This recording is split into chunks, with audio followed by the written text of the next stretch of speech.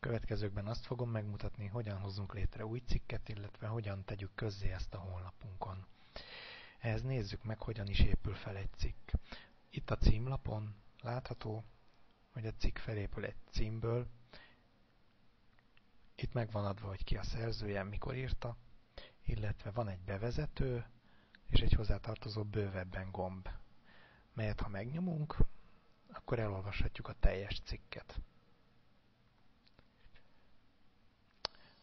Ahhoz, hogy egy ilyen cikket létrehozzunk, az adminisztráció menü, cikk írása menüpontjára kattintunk. Ekkor elérkezünk a szövegszerkesztőhöz, ahol megírhatjuk a cikkünket. Először adjunk a cikkünknek egy címet.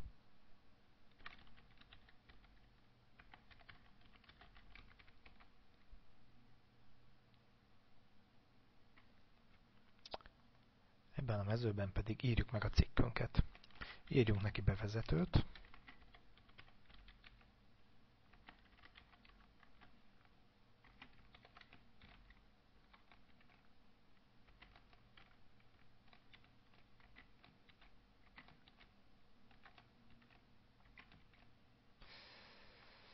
Majd folytassuk a cikkünket a cikk szövegével.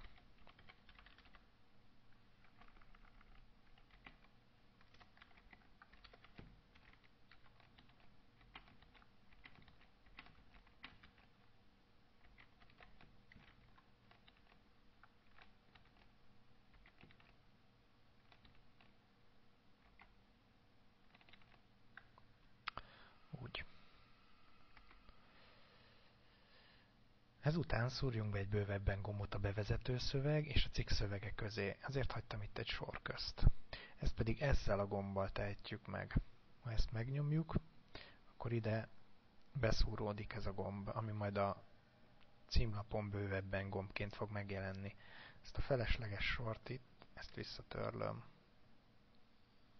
Ha ezzel megvagyunk, akkor be kell sorolnunk a cikkünket.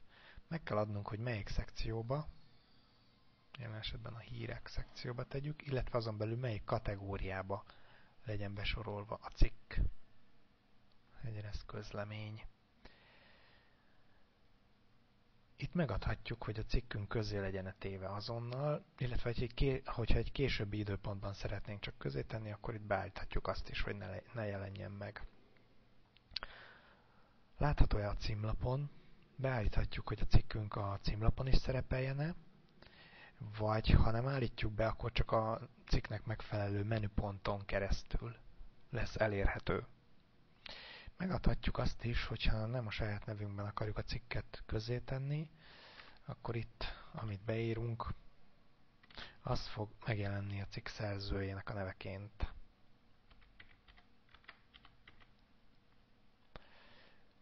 Beállíthatjuk, hogy mikortól legyen publikálva a cikkünk. Alapértelmezésben ez az aktuális időpont, de mást is beállíthatunk neki, illetve azt, hogy meddig legyen fent az a cikk.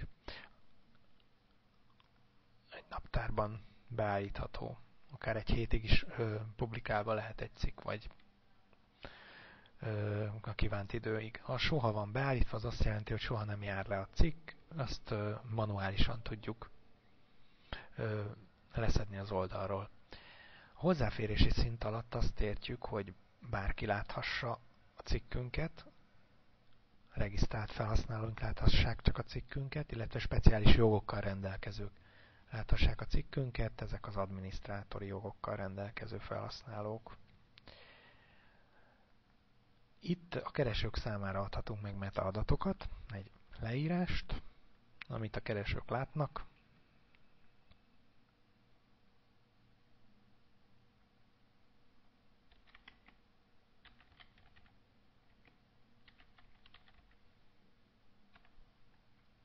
Illetve kulcsszavakat is adhatunk meg, amik a cikk tartalmának kell, hogy megfeleljenek. Ez alapján a Google például könnyebben megtalálja a cikkünket.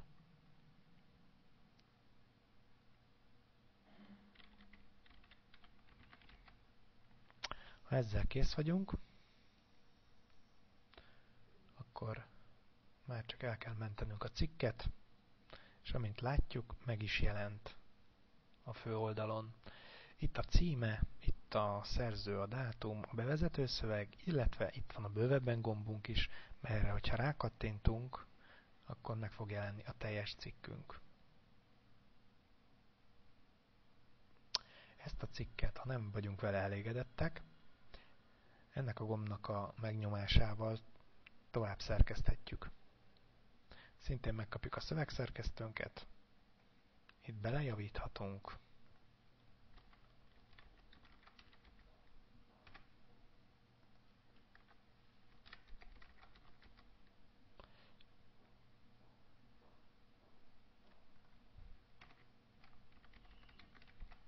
És ha ezzel kész vagyunk, akkor elmenthetjük a cikket, és a javításokkal együtt ez meg fog jelenni.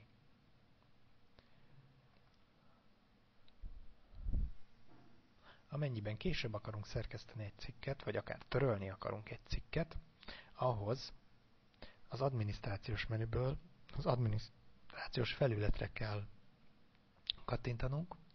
Itt minden a rendszerünket érintő beállítást elérhetünk.